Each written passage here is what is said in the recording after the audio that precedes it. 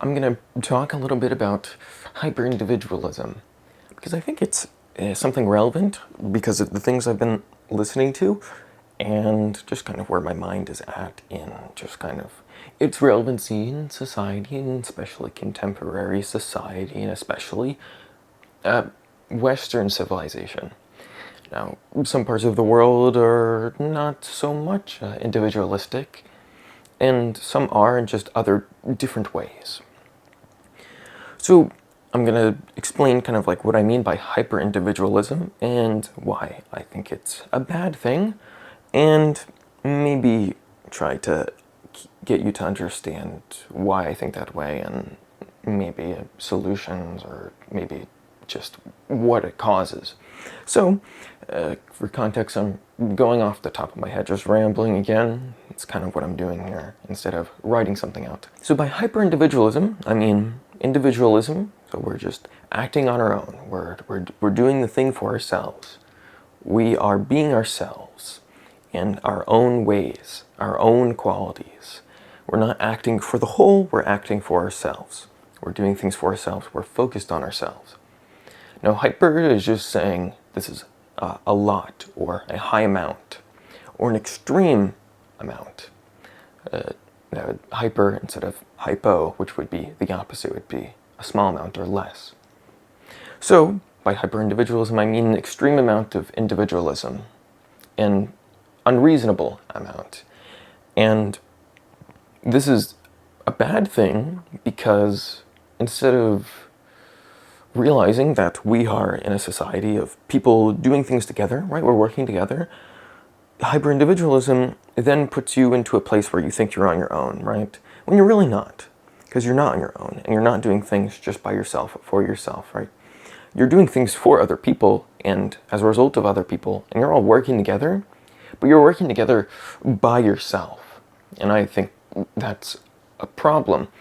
It kind of also plays into the things we do and the ways we think that we handle things. I don't even remember if I finished reading it, or I just started it, or whatever, or I got halfway and dropped it. But a while ago I read a book called Bowling Alone, and it kind of goes over kind of the isolation in America. I don't remember when it was written, but it's still kind of relevant, because at the very least it's new enough to mention the internet, I believe. So, when I mention that, Bowling Alone, it kind of references how people would group together. They have their club, or a group of people always come together for some sort of event, and then they do that event together. However, now it's more like you do the thing alone. Or it's a lot more closed off. There's not as much opportunity for someone new to get in. It's just kind of locked in. So the title Bowling Alone references bowling alone. And it also goes into other things, because in America at least, there used to be more of a focus on and involvement in a club. You know, you meet up with people at a certain time consistently. You have your event or whatever it is. You know, you're gonna cook together, or you're going to knit together, or you're going to play board games together. And it's not to say that people don't do this now, it's just a lot less. An extreme amount less. So that's something we used to do, and we used to come together, and that would be an opportunity for people to come together. And that's kind of the most important thing to note here. People coming together. I would mention something like rural areas in Japan, because in those areas, of course it depends on, you know, where you're going, because each area, each town can be a lot different.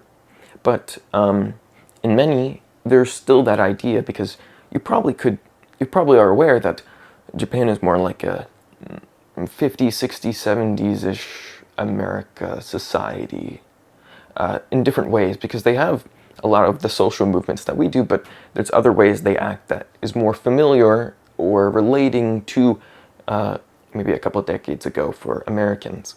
And I mention this because they still have those club things. You still come together and you do the club thing. And that's kind of important to note, because that means they're still coming together in some extent, some friends coming together and doing something. Now these days, especially with basically everyone having access to the internet. You have people come together via the internet. We're all going to play a game, a video game together, or we're all going to watch a movie together, but it's online. There's not that, hey, we're all going to physically be together. We're all going to go to the theater together. It's like there's no person sitting next to me. It's me literally being alone because that's been normalized. And then there's also the context where you think to yourself, maybe a different perspective is, okay, the human being wants to maximize their energy. Yeah, they don't want to waste energy. And if they're growing up in a society where you focus on being alone and being on your own and being your own individual, and there's a lot of focus on that, an extreme amount of focus on that, you might think, oh, well, why would I go and see a movie with other people when I can just sit in my room and pirate it alone? That would be maximizing my energy, and I'll get to watch and consume the media, and it'll be basically the same experience, or at least that person would think that's the case. Because there's now been maybe a little bit of a loss of value in the action of being together with other people. And it's not like I'm better in this. It's not like I'm saying I'm greater. I'm not saying that I even do that. In many cases, I'm extremely alone. I'm just kind of in an isolative state. And a lot of the things I do then promote that. A lot of the things I do are solo things. I'm doing the thing alone. Not to say that I couldn't do it with someone else, but in many cases, I would prefer doing it alone. Now, there's reasons for that, whether it be social anxiety or just being unfamiliar with something, but the point is, I'm also saying that I am part of the people who are more in that isolation, and maybe that hyper-individualism. The next aspect of this that I want to speak of is how hyper-individualism might lead you to believe you're doing things for yourself most of the time, and sometimes you are. Sometimes you are, but many times you're also not. I think we forget that we are always doing something because of other people or for other people in some way, shape, or form. There's always a relation between us doing something and other people. We might want to believe we're doing it just for ourselves, and maybe it's a lot more of that than maybe it is for other people, but let's say me practicing bass, right? I'm practicing bass and I think I'm doing it for me, right? I want to practice, I want to get better so I can do X or I can do Y, or I want to feel more comfortable with it. Now, why might I want to do that? Well, maybe it just feels good, maybe I just enjoy it, but also there's the possibility and hope maybe that I'm doing it with other people. Whether that's going to be online and I'm just recording something for them, or I'm working with them in person, or we're just jamming together, whatever it might be, that's still something present in there. Other people are present. I might be thinking I'm doing it for me, and I am doing it for me, but I'm also not. So I might consciously be thinking it's just for me, but also subconsciously, unless I dig deeper like I am now, I am doing it for other people. Now, this is relevant because I'm one person, right? We've also got like millions of other people acting in similar ways. However, not everyone is always digging deeper. Not everyone is trying to analyze and realize where they are aware, where they aren't aware, what they might know or what they might not know, questioning what they do know, questioning what they don't know, asking questions constantly to figure that out. I mean, that's a lot of work, and a lot of people are busy and they just don't have time to think questions like that, or maybe they just haven't been propelled or motivated to. Maybe they haven't been influenced to. So because they haven't, now they have to think in a way where, or maybe not have to, but they are thinking in a way where it's just they're doing the thing. They're not questioning it, they're just doing the thing because that's how it always has been. And that's kind of a difference between, I would say, maybe people who have thought about a lot of these things, they've questioned their own mind, versus someone who's always accepted their mind as being as whatever it is. They're just content. They're like, hey, this is my mind, this is how it always has been. That in fact, they don't even have that thought because it just is. And maybe that's nice to have. I'm not saying that's a bad thing or it's wrong, but I'm saying that's maybe the majority of people, just your average person. And because that's the case, they are doing things, they're individualistic things, but they're actually acting for other people. And they're doing it kind of as a collective. Now, this is incredibly important because you and I, everyone who has been exposed to media, or other people who have been exposed to media, are sharing information through that media. They're sharing ideas through that media, whatever it might be. It could be something as simple as the weather. You saw the Weather Channel and you're sharing information about what the weather is going to be today. You could have opened some sort of political news network. You heard something, and you might think, oh, that's silly, but it's still now been internalized. You heard it, and you understood it, and then your response was that it was silly. So whether you're doing this of your own consent or just as a result of being around something, right? You might live with other people who are playing Fox News on the TV, and you walk past and you hear something, you might think, oh, I don't like that, or maybe it's CNN, and no, I don't like that, or it's the BBC, I don't know, whatever it is, whatever it might be, you're hearing it, you're internalizing it, and now it's becoming a part of you. Now, it might not be a strong part of you, but it's nonetheless been internalized. The notable thing happening here is that it is becoming a part of you, part of your thoughts, part of your actions. Maybe at first it isn't so much, but if you keep hearing that, and you keep hearing it, and you keep hearing it, and it's going to probably have some influence, especially if you think it's notable or it means something to you. If you agree with it, then you're likely to share it as well. It doesn't mean it's true, but you could have been raised in a household that then led you to being someone who thinks in a certain way and believes in certain things and has certain values. You grow up, you still have those values, you still think in that way, you still act in that way. And now you share that with other people. The thing that hyper-individualism will lead you to believe is that they're your values, they're your ideas, and that they're yours. You are in ownership of those things.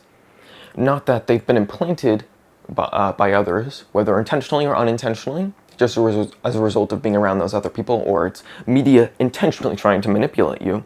Nonetheless, you're still going to have the thought that, oh yeah, this has always been me. These are my ideas, and I can rationalize why I have them. However, anything can be rationalized. Any set of ideas can be rationalized. We can try to reasonably explain just about anything. Sometimes one explanation might be more or less reasonable. We'd have to step into something that maybe others, by most people, would consider objective. I would say most people would consider a lot of science objective. Or maybe just something, let's isolate something like mathematics, right? We have the idea of maybe just your multiplication, division, addition, subtraction. You have those things, and they are easily explainable and understandable. You can see the result, and you can explain how it makes sense, and you can visualize how it makes sense. And basically, anyone who's had at least like 2 years of education or whatever, I don't, when do you learn those things? First grade, second grade, third grade? I don't know. Point is, very early on, you understand those concepts, you know what's going on, and you can then repeat them and augment them, abstract them. And everyone, or at least most people, I keep saying everyone, but it's just most people, some people will not. Most people would say, okay, well, we can see this and we can see this happening and we can rationalize this happening and we can see how this is interrelated with other things. That would be something that's a little more objective. It might not be totally objective because if you want to dig into things like perception and maybe explaining math through math, it's not always the strongest argument for it, but at the very least, you can say that it has a result. You can see the result in the trend of, increasing our knowledge and our ability, utilizing that method or set of tools, and that's just kind of undeniable. Whether or not those tools are totally accurate, some might say, I've had a conversation with someone a couple times, and an idea that's been mentioned is like pure mathematics versus maybe a physicist's mathematics or an engineer's mathematics. It's the same idea, and maybe it still works across the board, but maybe there's been augmentations or differences that maybe make the engineer's mathematics a little more dirty or unfamiliar or inaccurate. Something that's absolutely not objective is maybe your political views. You think something is good, or someone is bad, or something is good, or whatever. Did I just say that? Someone is good, someone is bad, something is good, something is bad, whatever it is. You think that something should be enacted, something should be vetoed, something should be thrown out, someone should be thrown out. You think someone is evil, you think someone is good. Whatever it is. You don't actually realize you didn't really choose to think those things, but you think you do. And you can rationalize why you do. You can be like, okay, well, here are the reasons why this is bad. And similarly, someone else could be like, oh yeah, these are the reasons why this is good. And maybe there are things that used to be agreed upon or not so notable. Let's say something like abortion. It's kind of surprising how notable it is now, rather than in the past. Something that might have been normalized or not so notable, or maybe a little hush-hush. But now is something to argue about, something to fight over, which is very odd. We have to fight over this thing. And one side might rationalize, oh yeah, these are the reasons why abortion is bad, and the other side will rationalize, oh yeah, no, this is why abortion is good. Or not necessarily good, but acceptable. Unacceptable versus acceptable. And both sides can rationalize, oh yeah, this is why this is. And they think themselves, these are the reasons why I have this idea. I, the individual, have decided upon this. And the reality is they haven't. They were either indoctrinated or grown up, and then that led them to have those ideas. And I'm not saying that's a bad thing, but it's important to have that awareness that that is reality. That you don't actually have those ideas as a result of you having those ideas. It's as a result of you being influenced to have those ideas, or them being manipulated into you. For example, I might have in the past had an idea, because maybe at this time I was living with my parents, that maybe a more conservative president would be beneficial for society because of the reasons of, oh well, you know, if businesses are doing well, then that means more money for the people, because if businesses are making more money, that means more money in the hands of the people, and tax cuts would also mean more money in the hands of the people, and more money is good, and more jobs are good. And then if we have more money and more jobs, that means we can buy more things and we can have more security and blah, blah, blah, blah. You know, that's kind of the general idea. And maybe that's been true. Maybe we've seen that happen in the past. Maybe that has happened, but it doesn't mean it's something that consistently happens or it's always true. Because things aren't these consistent linear graphs. People think in linear ways, or at least the average person thinks in a very linear way. This always will occur the same way. Because if it occurred different each time, that'd be random.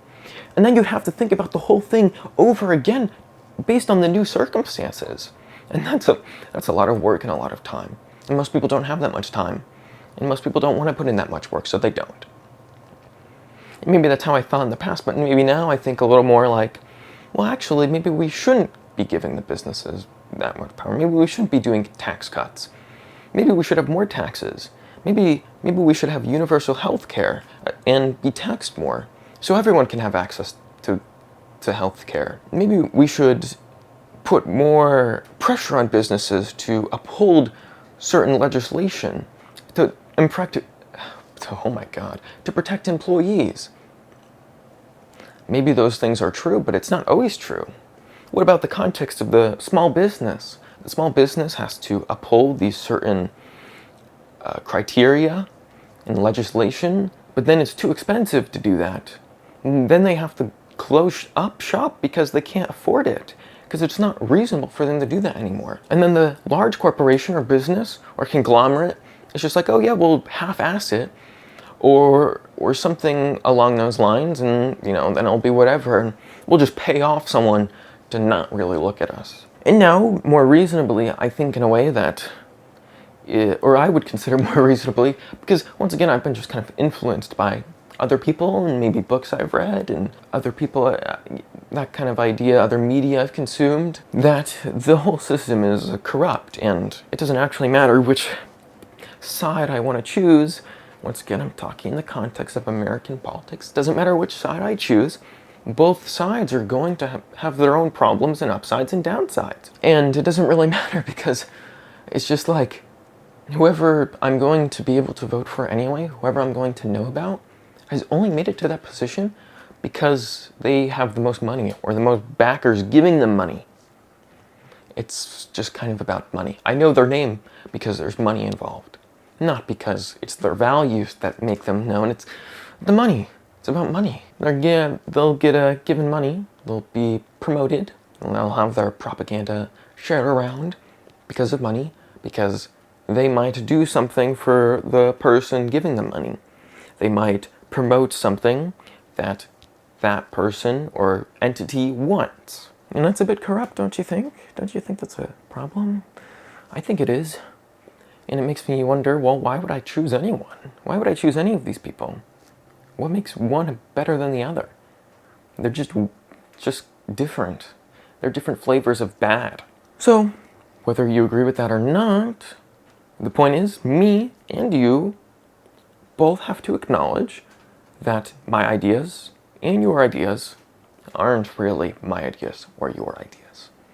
We've been influenced by outside things. And in a hyper-individualistic society, we now then believe these are our ideas and we share them.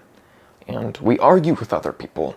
And we write up things saying, oh yeah, this is why this is, and here's all my rationalizations, and here's why the counter-argument is wrong. And we might even get angry at other people for thinking differently. You know, how dare you think differently? Or how dare you believe in that? Or how dare you think that's the case, or that's not the case, or you think this is okay, or this is not okay. Getting angry and you're against that person. And I've already mentioned things like how that's a problem, how I want people to come together. Maybe we think we have different ideas, but really we're pointing our anger in the wrong direction. Instead of pointing our anger towards our fellow brothers or sisters, we should be pointing our anger towards those who are deciding what we should be angry about, what we should be influenced by. And it's not a case of, oh, this is a big conspiracy. It's just a case of who has money? Who has money and who has power? That's kind of what it comes down to. And I think it's okay for certain individuals or groups to have money and power. I don't think that's a problem. It's just, how limited is that? How small of a section or percentage have that wealth? If the percentage of individuals who have the majority of wealth is consistently decreasing, that means there's less wealth for the rest of us. And doesn't that make you a little upset? Don't you want, the benefits of your hard work? Don't you want the benefits of the past work of other individuals, generations, rather than it going into the same hands? Wouldn't that make you angry? It would make me angry. It makes me angry. I'm not angry at someone for being poor. I'm not angry at someone for being homeless. I'm angry at the circumstances that then led them to being in those situations. That's what makes me angry. Why am I angry at the individual rather than the things that have influenced the individual to being that way? Because is it really the individual? Are all individuals who are poor predisposed to just being lazy and not working hard? Or is it because of circumstances that have then forced them into being in those positions? Maybe there's a little bit of truth in both. Maybe they are a bit lazy. Maybe that could be the case in many people that don't have much wealth. Maybe they're just lazy. Why? Why are they lazy? That's the next question. Why are they lazy? Well, if they're in an environment that promotes that idea, and they're around other people who promotes that idea, and maybe their media promotes that idea, how do you think they're going to act? They're going to be lazy. Maybe they're told to work hard, and they do work hard. But then, through their hard work, they find that it's futile. Or futile. How do you pronounce that? Whatever. They are then going to think, oh, well, why would I work hard? And then they don't. Maybe, well, I'm moving around. Where am I? They are then thinking, oh, well, this isn't going to be worth it. This is not going to give me what I want. My hard work isn't actually paying off. And if your hard work isn't paying off, why would you work hard? You don't. Maybe you've experienced a lot of pain, and you've seen the people around you just get hurt, and they've been hurt by maybe police or government entities or other people. Then you have disdain or dislike for those entities or people.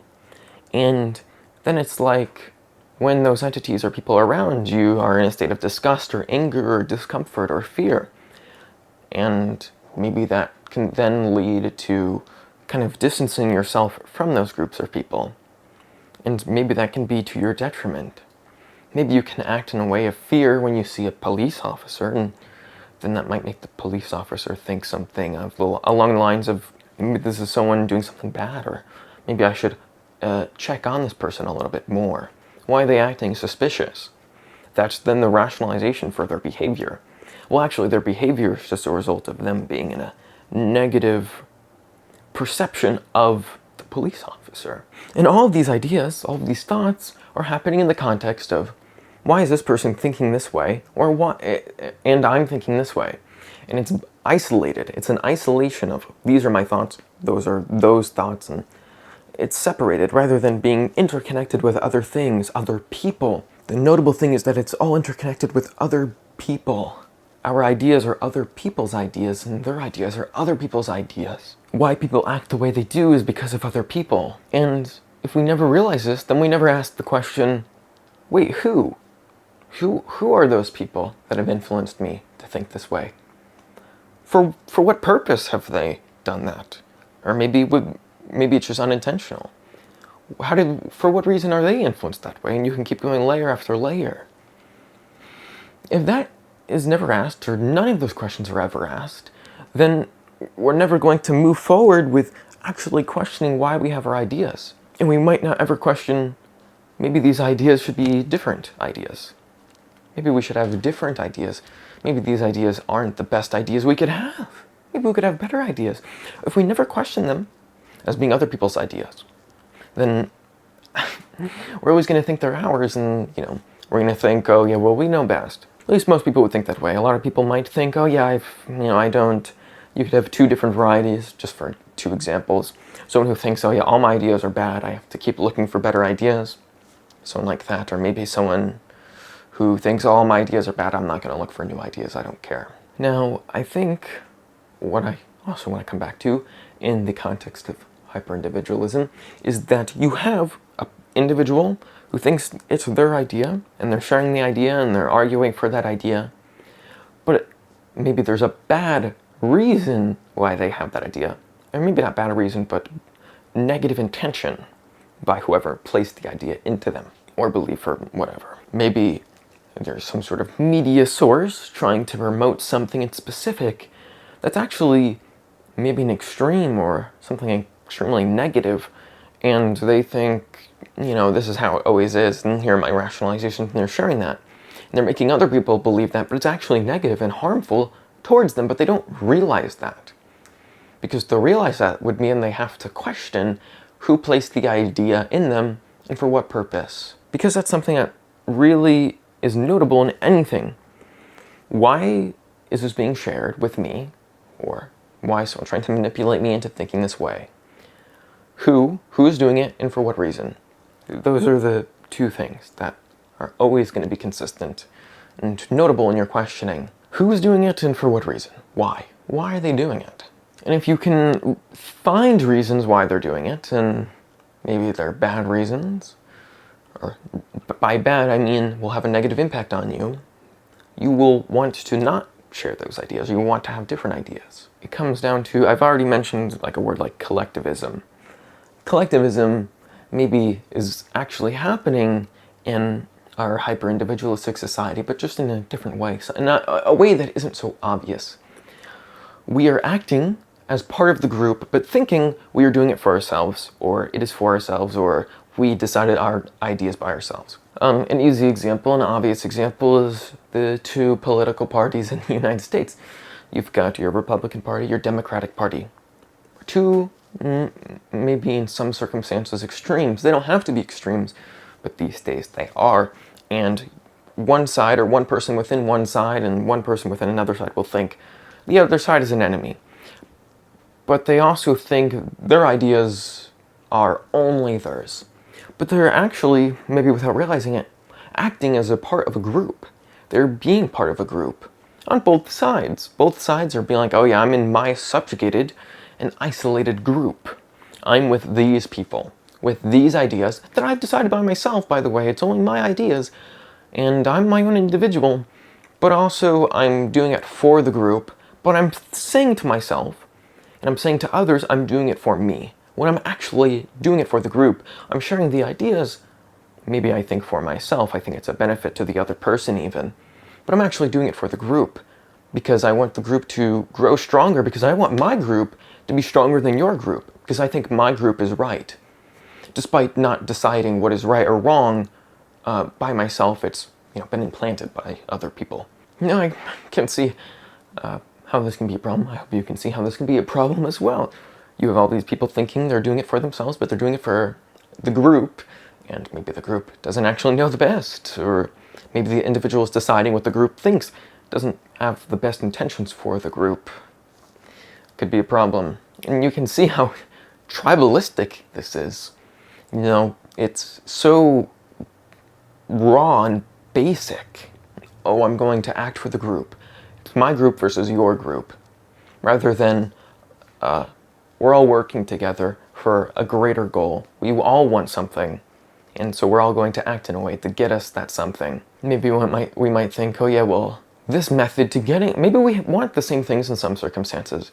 Maybe we want the same thing, but we think our methods to getting there are better. My method to getting there is better than your method, and here are my rationalizations for that. And here's the proof in history for that happening.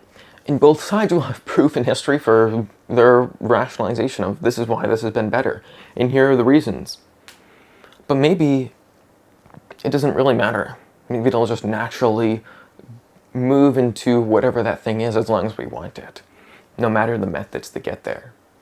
But if there's anger and malice, oh yeah, well, that's not ever going to work, or it's totally wrong, or it's actually going to have a negative impact, maybe that it was going to have a negative impact anyway. Maybe if whatever gets enacted is going to, whether or not it would have happened, would be a negative response anyway. Are we going to be angry at each other? Or are we going to think, oh yeah, well, maybe we have to do something together to change something. Let's make this better together. Because if we're isolated, then what do you think is going to happen? Nothing's going to get better. Because if we don't work together in order to get the thing that we want, then we're never going to get the thing that we want. We're just going to be at war with each other. Maybe not literal war. We're not literally violently fighting each other. We're not killing each other. But we are not working together. We're not building together either. And in some, and if not many circumstances, hyper-individualism, even within the group, or really tribe, even within that tribe or group, you are thinking to yourself, I'm doing this for me, and maybe in some cases you are actually just doing it for you. And instead of doing it for other people, you're doing it for you, and you're just caring about only yourself, because you think to yourself, I'm the only one who matters. I'm the only one who matters, and you think that to yourself. I have to take care of myself. I need to have this, and this for me. And maybe subconsciously it's actually happening for you and your group, but you're also thinking, if the other group is against you, the other tribe is against you, then you want to take that away from them. You don't want them to have that. You're not thinking, oh yeah, well, I want both of us to have it through our method, my method, but you're fighting against them. And you're like, okay, well, then you don't get to have it, because I'm going to have it, because it's my tribe. My tribe is doing this thing, and if they do get it, then maybe everyone actually benefits, but that doesn't mean they thought they should. Okay, let me back up. So by saying all these things, then you would think I have some sort of solution or suggestion. And really my only suggestion at the end of the day is that maybe you realize this and try to ask yourself questions in how you're thinking and acting, and maybe ask yourself your own problems in hyper-individualism, and maybe ask yourself what could be some benefits of it. Maybe think how you're actually acting as a collective or for other people or as a result of other people, and how you think it's just for you or as a result of you. Ask yourself those things and then see where it leads you, because it might lead you somewhere else. For me, it has led me into being kind of in a disappointed or sad state, because I want people to work together, not against each other. I want people to work for each other, not for themselves. Or if it's going to be for themselves, I want them to realize that maybe it's also for other people, and you want other people to have the same thing you do. So you're really doing it for yourself, but also other people. You want to be equal with other people. You want other people to have the same things you do.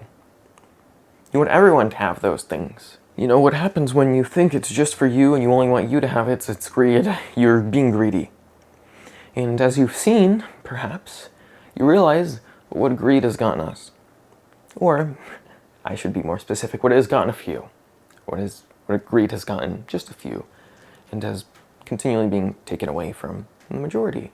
Because it has to come from somewhere. And maybe something else notable is maybe through certain circumstances, or just because I'm a bit fortunate or unfortunate, depending on your perspective, that I have these ideas because I've had the right connection with the right person or right people, or I've consumed the right media because of circumstances outside of my control, and that has led me there. I would say more people would be led to the same things I am if they weren't so occupied with other things. Not that it's their fault or their choice even. Book I've been, or at least I was re-listening to, basically at this point, it's just a reiteration, so I stopped listening to it. But basically, it's called Bullshit Jobs, and the idea is a lot of people are doing bullshit jobs. And it tries to answer the question of, well, what is a bullshit job? Let's figure out what that is. We'll define it separately from just a bad job. And we'll also try to understand how this came to be and what it might be leading to and what it currently does. And the thing I want to take out of that is the amount of time someone is putting into something that actually promotes nothing positive. It is maybe even negative, or it's just kind of neutral or kind of useless. Bullshit even. So by that I mean the job the person is doing. We normalize a 40-hour work week, and you're spending 40 hours doing something that's useless. And whether or not you have the awareness it's useless nonetheless. And if you're aware it's useless, then you have to kind of put yourself in a place mentally where it's like distancing yourself from the thing that's happening, because it's maybe repetitive in the sense that you are repeating a task that promotes nothing positive, or it's negative. But you have to do it because you want to live, right? You want to be able to live. So you keep doing it. So you have to exert energy to do the job. You have to exert energy to mentally distance yourself from the job. And you also have all the travel time getting to the job and then getting back home and then preparing your meals and getting everything up, getting everything set up, everything done by yourself, because we're in a hyper-individualistic society. You're doing everything by yourself. Maybe you have a partner, but your partner is also doing something or the similar things for themselves because it's reliant on them.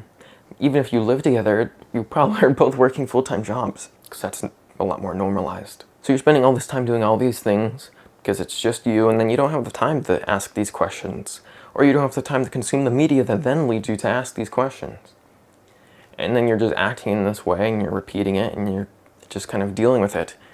Maybe you even feel bad, depressed, and it's terrible, and you maybe go see a psychiatrist and you get prescribed your antidepressant, and maybe there's rationalizations why you feel that way. Oh, well, you know, your life is just unfulfilling, or maybe you're just genetically predisposed, rather than it being circumstances outside of your control then leading you to being that way or feeling that way. And the psychiatrist was also part of the system, and they might not even realize it. They're just thinking, oh, well, this is what I was trained to think, and this is based on the information I know from what I studied, and based on that, I'll just diagnose you with this, or I'll diagnose you with that, and I'll prescribe you this or prescribe you that. If you're talking to a therapist, but you don't even know what to say, that would then lead the therapist to then be like, oh yeah, this is the reason for that.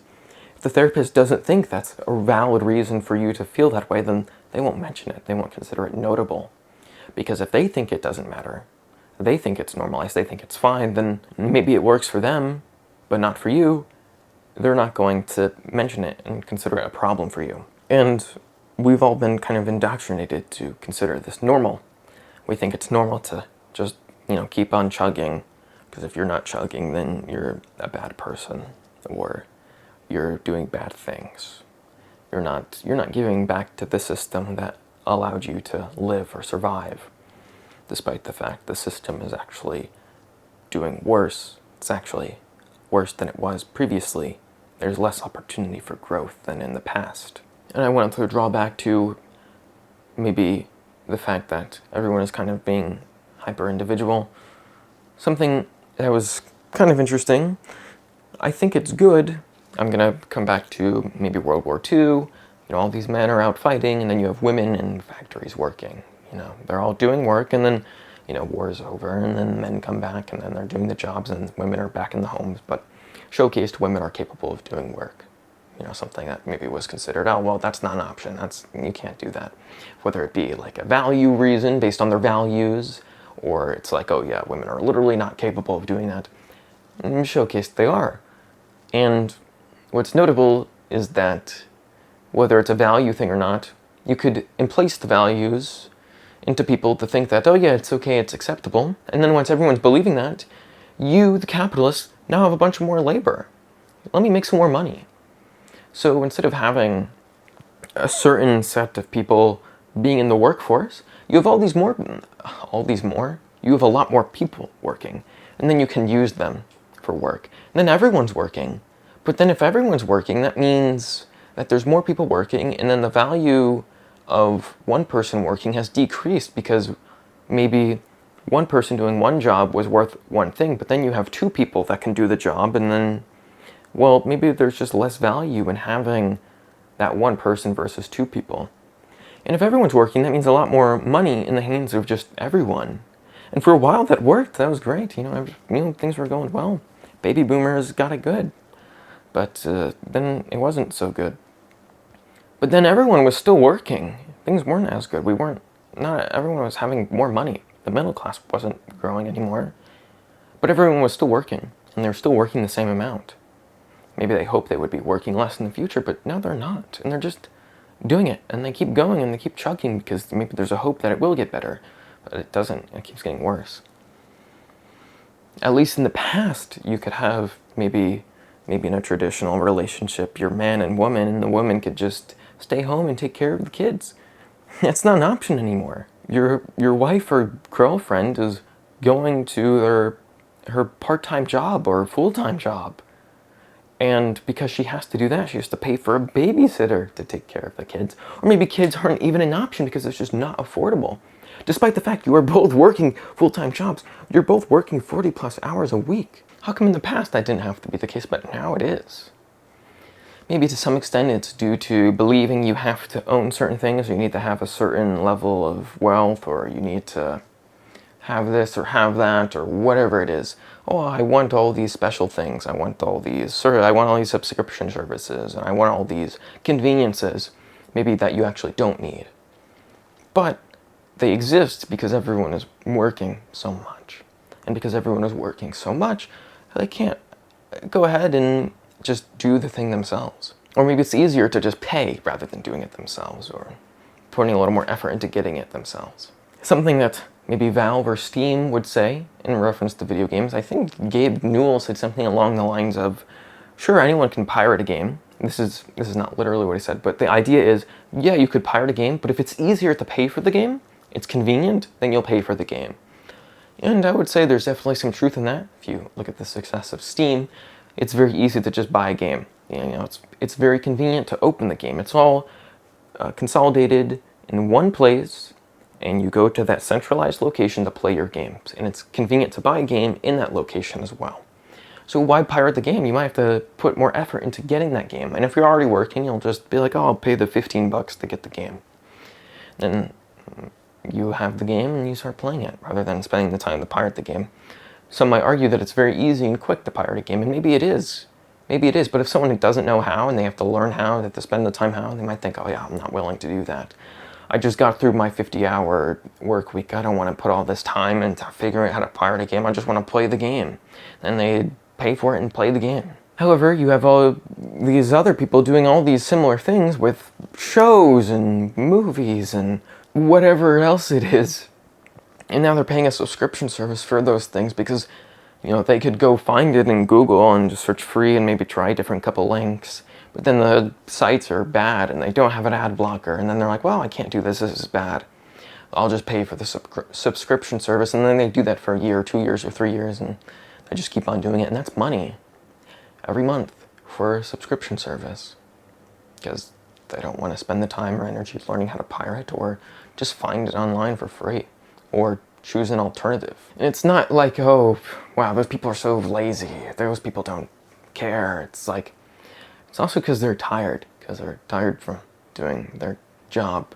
That's probably mentally wearing them down, maybe even physically wearing them down, and they don't know why they're doing it. They just know they have to live. They don't think it has any purpose. So they just want to come home and relax. And I don't think there's anything wrong with that. In other circumstances, it's not about the subscription service. It's not about the money they're wasting away. It's about them being in a place where their environment then forces them to spend all their time working, but then they don't get to save enough money to get out of the environment and go somewhere else that would be more affordable.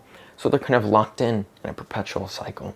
And rather than asking for help or working with other people to, we'll do this together, and maybe if 2 people came together and they did everything they could together to make something different or move away to somewhere else that's more vulnerable, or, work together and give each other help when necessary and whatever else it might be, then they'd be able to get by better. Maybe one person will work a full-time job, the other person will work a part-time job, and the full-time job person will rely on the part-time job person to take care of the apartment or house and make meals and prepare meals and do those types of things, making up for that person working the other person working the full-time job. And then maybe there's a little bit more of a balance. That person can come home and they don't have to do all these other things, because maybe for the person working the part-time job, that works better for them mentally.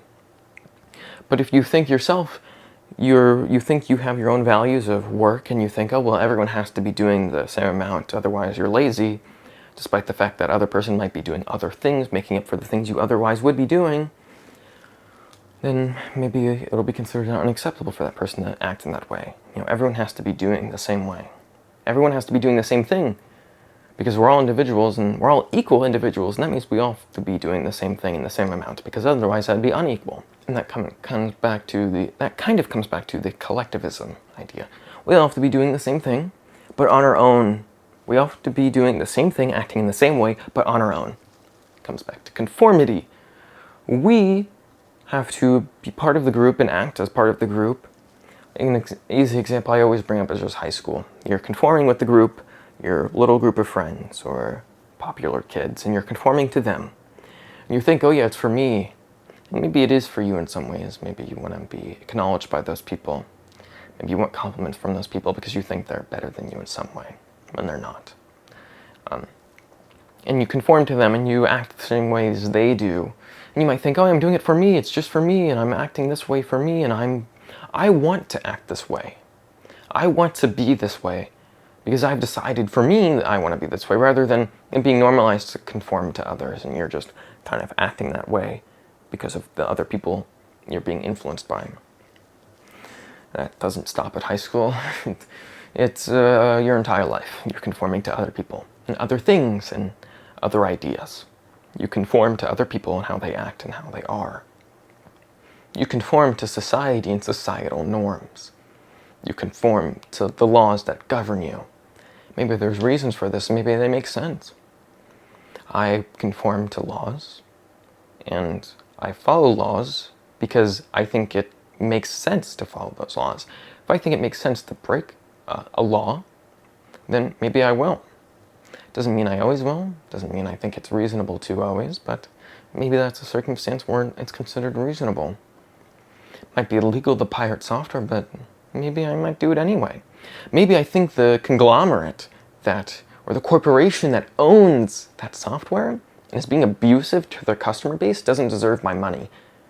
But they're the only one who creates that software. Maybe it's Adobe. You think it's really bad to pirate Adobe software when Adobe is continually making their software worse? Oh, we're just going to collect all this data off of you. We're going to scan your work and use it for AI. We're going to make you pay an absurd amount for a subscription service. You can't even own the software anymore. If you disagree with those ideas, but you want to use the software, do you just submit and be like, okay, well, I'll just pay up, despite the fact that I barely can afford it? Or you pirate it and you say, fuck you, Adobe. Is that unreasonable? Is it unreasonable to break the law in that circumstance? I don't think it is. But some might. Because something that people think, unfortunately, a difference in the past from maybe thinking, oh yeah, well, my morals and ideas are formed from the religion that I'm a part of. Once again, conforming and being part of a group, basic human thinking, tribal thinking, tribalistic thinking. I gotta be part of my tribe, oh, I gotta be part of the church, and I gotta think what the church thinks, and I gotta be thinking what the people in the church think, and I gotta do what the church wants, and I have to do the things for the people in the church. Because we're a tribe, and I have to keep my tribe alive, and I have to keep my tribe well, and then my tribe will keep me well. Or at least that's the idea, or hope. But also, you've also got another layer of other ideas that kind of keep the group together. What's going to keep that group together? What forms the group? The religious text. Whether it be the Quran or the Bible, you have that text, and everyone's following along with that text, and it also forms their morals and values. You read the Bible, and you're part of a church that perceives the Bible in a certain way, and the pastor is sharing an idea about maybe a text, and then you believe that text to have that meaning, and then you bring that meaning into your life, and then you apply it to your life. And then maybe that's okay. And that's still is the case for many people, but I would say a lot less people these days. So they have their idea, maybe they think that, it's immoral to steal, and so they don't steal. Not because of the law making stealing illegal, but because of their text saying that it's not something they should do. Maybe that's okay. But now, if there's less people being in these churches or part of these tribes, essentially, with just some religious text as the glue that keeps them together, now they have something else. They have government. They have government and laws from the government. And then they use those for their morals. No, it's bad to steal because it's illegal to steal. Wait, it's bad to steal because it's illegal? So if it were legal, it'd be okay? And that person might get confused or upset, like, no, it still wouldn't be okay. But the reason for thinking that way is because it is illegal. Because they're punished for it. There's some sort of punishment. Now, something that makes this more notable is that the law changes. That's something that's changing and be altered. Maybe it's illegal to steal, but you have to steal a certain amount for law to, or the police to do something or arrest you or fine you. Maybe if you stay under a certain amount of money, then you can steal that and then, nothing's going to happen to you. However, in your religious text, if it says stealing's bad, no matter the circumstance, it's always going to be that way because the religious text isn't changing. The only way it's going to change is if there is a new translation that changes the meaning of the text. Maybe in one translation, something means one idea, but in a new translation or a different translation, it means something else. But then it also comes down to your church or group that thinks, okay, well, we only follow this version. We only use the New King James Version of the Bible. Or maybe we only have New English translation of the Bible, or maybe whatever it is, and you only use that version, and that's the version of the Bible that's in the church, and that's what you're going to use for your morals. And it's not going to change. It's always going to be that. So then sure, there's some consistency. But it also means within the realm of something like Christianity, you have all these different groups. Maybe the thing that keeps them together is the Bible, and maybe there's some general ideas within that allow them to mesh together. But otherwise, it's going to be broken up a bit. Now, something that also makes me want to mention this, in the context of hyper-individualism, is that in the case of the church or the Bible or whatever, people are aware that, yeah, we're using this text for these ideas. Here's the text that says, hey, this is bad, this is why I'm going to use this or think this. They have something to point to. They're not saying it's them, they're saying it's the text. And by text, they're saying it's their God. And if they think it's their God, that's above everything else. And so they're going to point towards that. And that's, at least they have something to point towards. They're admitting that it's not their idea. They're admitting that it's not them deciding that. They're saying it's their God deciding that. Whether or not you think that's a God or it's just people from a long time ago writing up a text, that's not the point. The point is they're pointing towards something and saying, this is why I'm thinking this way. However, in many cases, I would say the atheist or person who doesn't believe in anything doesn't actually point towards anything. They say it's them in their own head, when that's not the case. It's influenced by other things.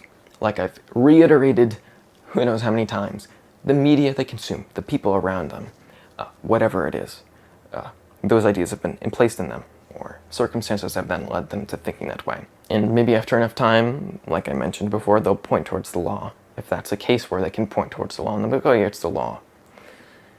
Which is maybe not always great, because the law changes. Okay, now I'm going to go a little off the, maybe not the deep end, but I'm going to alter and talk about something a little different. So I'm starting to think that maybe it's how things are. I'm going to specify what that means in just a sec. How things are can be altered to maybe put people into smaller groups. By this, I'm talking about how we kind of have one federal government, and maybe we have tiny little governments for each state. I'm talking about the United States. And, they all can have their own influences, but the federal government is going to say, oh, this is how this is going to be. And, if every other state has to follow that, or that's kind of their goal, or maybe they lose out on something if they don't follow something, then maybe they're going to follow that. But then that also means all those people, the nearly 400 million people, or 300 and something million people, I don't even know our population, all those millions of people are also going to have to follow those laws. And those laws are the result of, or what we would like to believe, the result of us making the choice, us, the people, deciding who our representatives are going to be, and then they're going to have our best interests in mind. Even though this really isn't the case, but the point is, that's kind of the idea. I think that perhaps that's not the best way to go about things. Maybe I think things should be a lot more subjugated and isolated. Because imagine if each state had their own way of doing things, their own idea that would make sense, and then you just live in the state that promotes that idea. And you're now in maybe a smaller population of people, but since you're in that population, you're a lot happier because things are happening that you believe should be happening. And then you're going to do better in life. You're going to be happier and more content with life because things are happening that you think should be happening, and you're around people who think the same way you do. And if you don't like that, then you go somewhere else. You have the option, I'll just go where this is the case, and then you go there, and then that's the case, and then you're happy. And maybe if your kids have a different idea, or maybe you change, then you go somewhere else. Now, there's so many problems with this, unfortunately. Maybe a couple are like, oh, well, what about means of production? Who's producing what, and how are you competing, and how are you trading, and, what are people actually doing in their subjugated areas? And what if one area thinks one thing is bad, maybe they're harming people and they think it's acceptable, but in another area it's not, but in the area that they're harming people, you can't get out of that because maybe that's part of their rule set or whatever. You'd have to think that maybe there has to be some basis, but if there's some basis, then that no longer applies or works out, because if there's a basis, then everyone has to uphold that basis, and if everyone's doing that, that means they might disagree with something that's in that foundation, which is a little worrisome.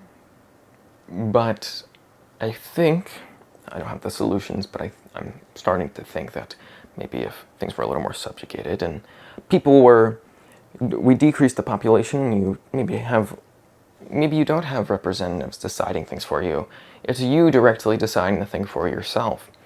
Or maybe you don't necessarily have to have all these rule sets, and you just kind of act as a human being and you see where that leads you.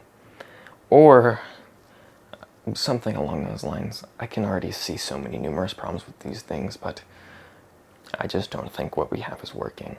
And I'd rather try to brainstorm about maybe what could be changed or altered, or maybe burn down what is, than just kind of be okay with it and sit on my hands. Because I would love for things as they are to work, and I think they totally could work. But the problem for me is that there's a level of corruptness that's kind of hard to undo, or maybe even impossible to undo. But to undo it would then mean a loss of comfort, and people don't want to lose their comfort. I don't want to lose my comfort, but that might be the cost in order to get there. If things had gone well, then maybe we would be like taking advantage of the fact that the people before us have worked so hard, and we've worked so hard, and now we can maybe work less or focus more on something that we care about, or maybe we just don't have to do all these worthless things. Maybe we just literally do anything that matters, that we believe matters, rather than what someone else decides for us. That decides for us that we have to do. Whether or not that person is deciding for us and then we believe it matters, or whether that person decides for us and we don't believe it matters. If we believe it matters and then we do the thing, then we're going to feel good whether or not it actually does matter or not. As long as we're acting in accordance with those beliefs. And it's definitely worrisome when a lot of people are doing things that they believe to be worthless and they feel is worthless, and they hurt as a result of doing those things. Maybe you'd think something is wrong and something needs to change. Maybe there were ideas that maybe that hard work would lead to something and it would be given back to you, but it's not, and you wonder where it is. And maybe you know where that is, but you don't know what to do about it. Or maybe a lot of people don't want to admit that's the case. Okay, now I'm getting like super rambly. I've been talking for a long time. Maybe there's something worthwhile in here. I didn't know I was going to talk this much, but I did.